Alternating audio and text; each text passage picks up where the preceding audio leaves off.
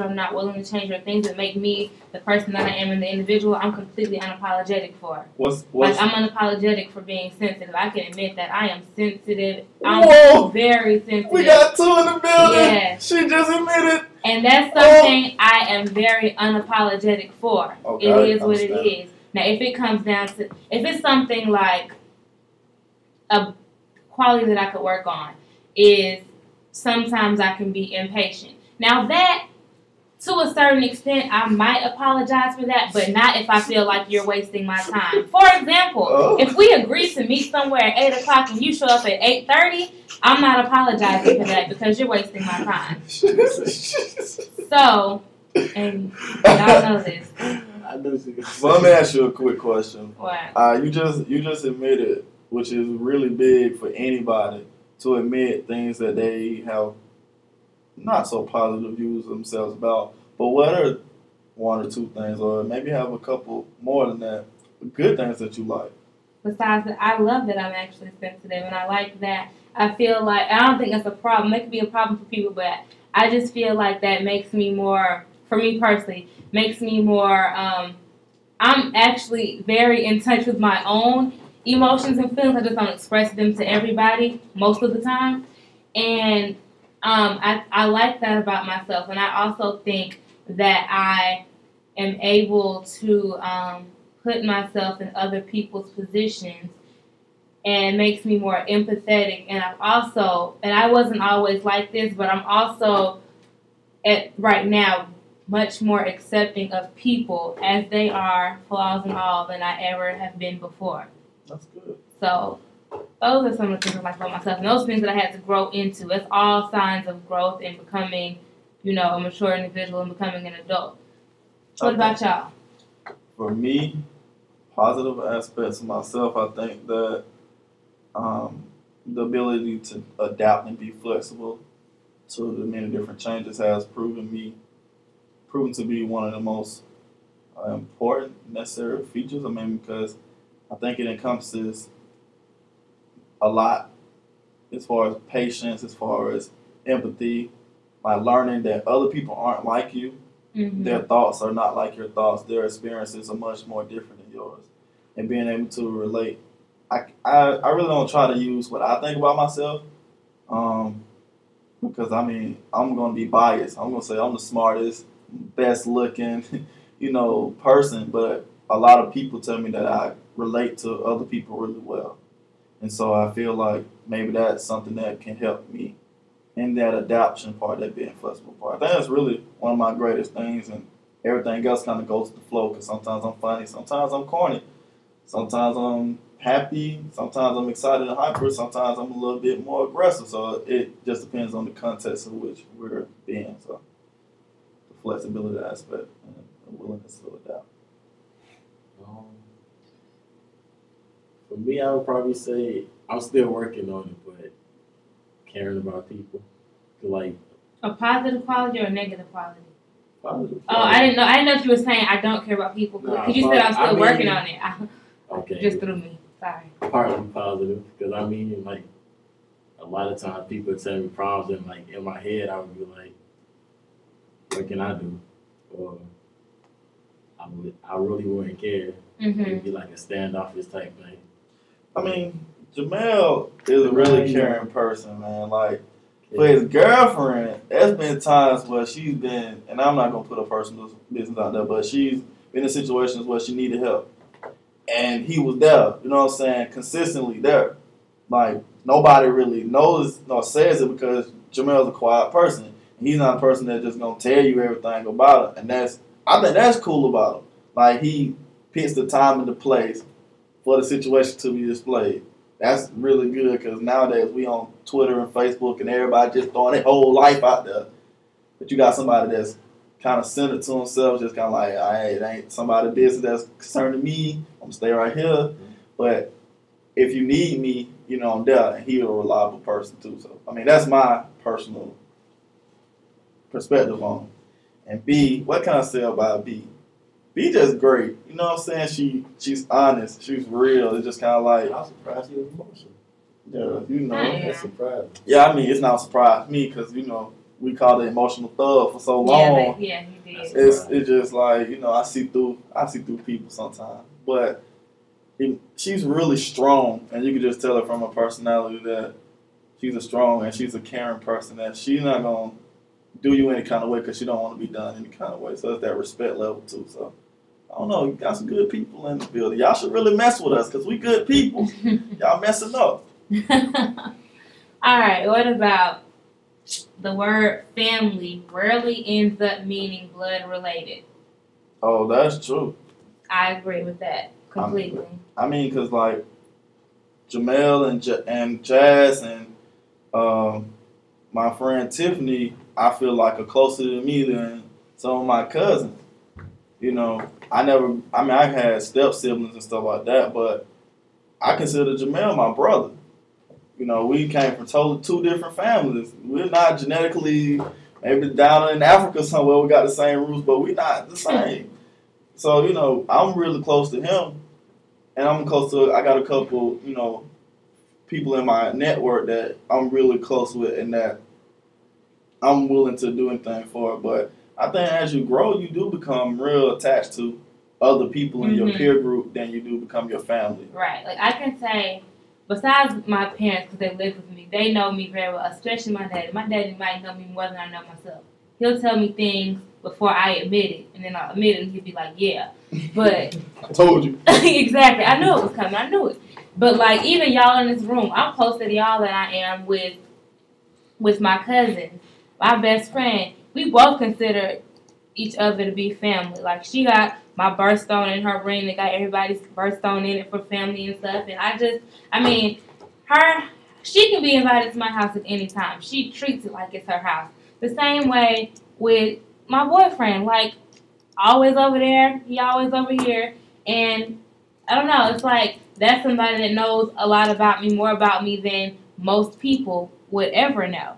And so that's where I see that other people, your friends, and people that you're with all the time, other than your family, are way closer to you than your actual family.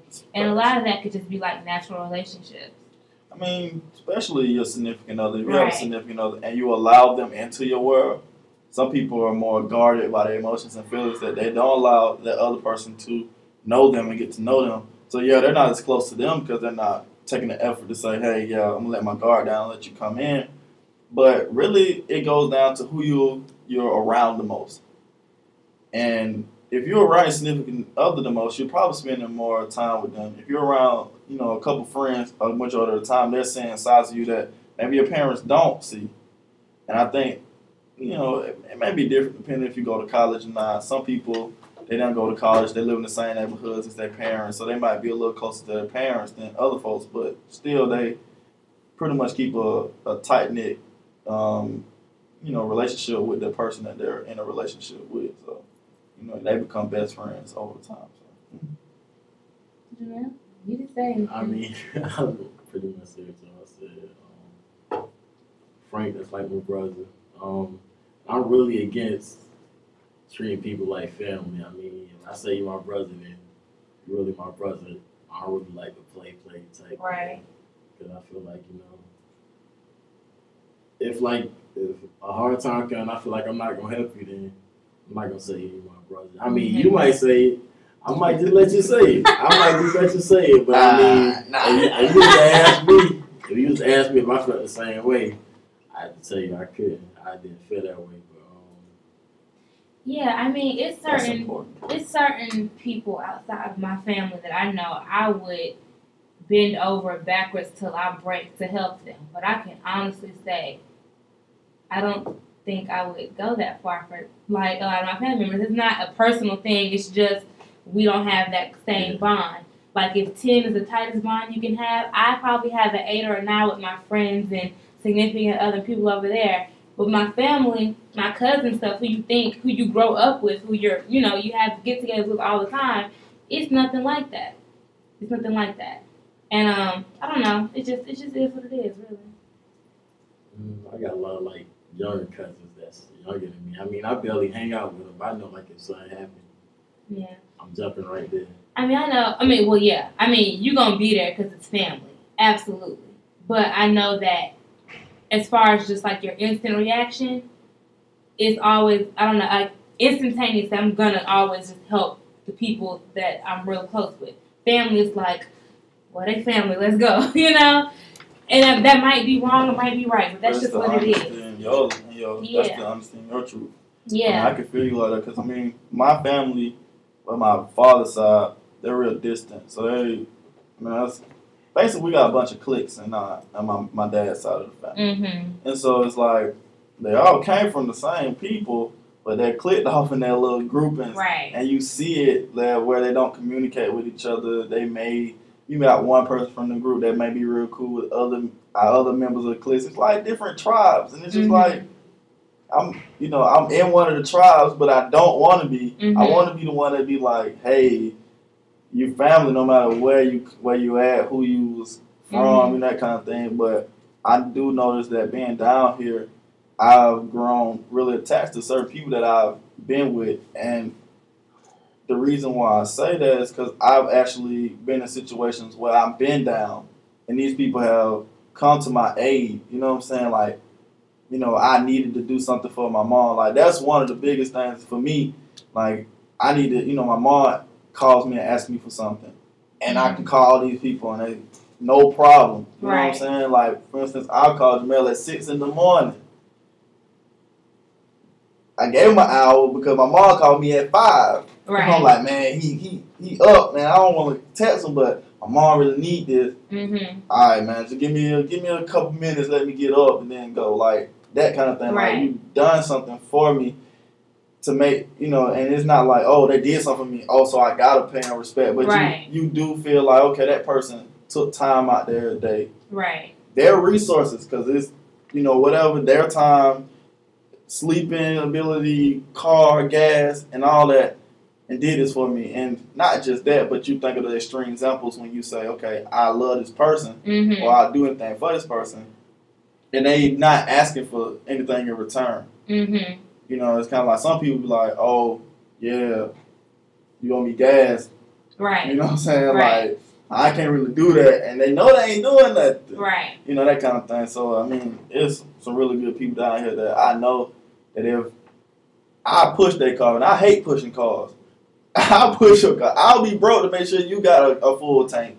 I put in on the tune-up. You know what I'm saying? Mm-hmm. Like, we're gonna eat groceries together. That kind of thing. Like, I mean, and I know even for me, like,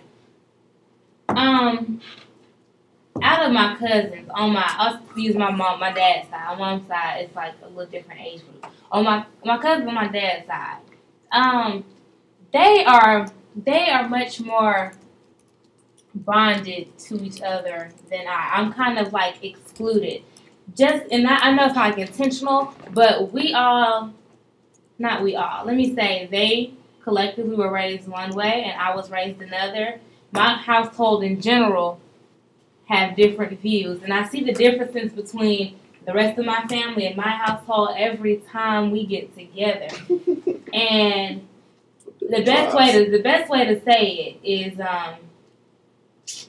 they're much more conservative than my household in every aspect of life, in every single aspect of life. And I don't consider myself to be conservative at all. I actually consider myself to be anti-conservative. So, I mean, that's kind of where our differences lie, and it does affect the lack of relationship. For example, one of my cousins is getting married. Okay, she chose all the cousins to be bridesmaids, which I was shocked because we're not tight, but we family, so that's what it is. We were looking at bridesmaid dresses over Thanksgiving. One of my aunts said, the wedding is in July, mind you. One of my aunts said, what kind of stockings y'all gonna wear with that? Down home. And I'm like, excuse me? Shout out to the traditional conservatives. What you mean, what kind of stockings? What? I don't wear stockings in December. I don't care what the weather's like. You wear stockings at all? Those lace type stockings. I don't wear like the regular stockings you're supposed to wear. Right. I wear the ones the 20-year-old's supposed to wear.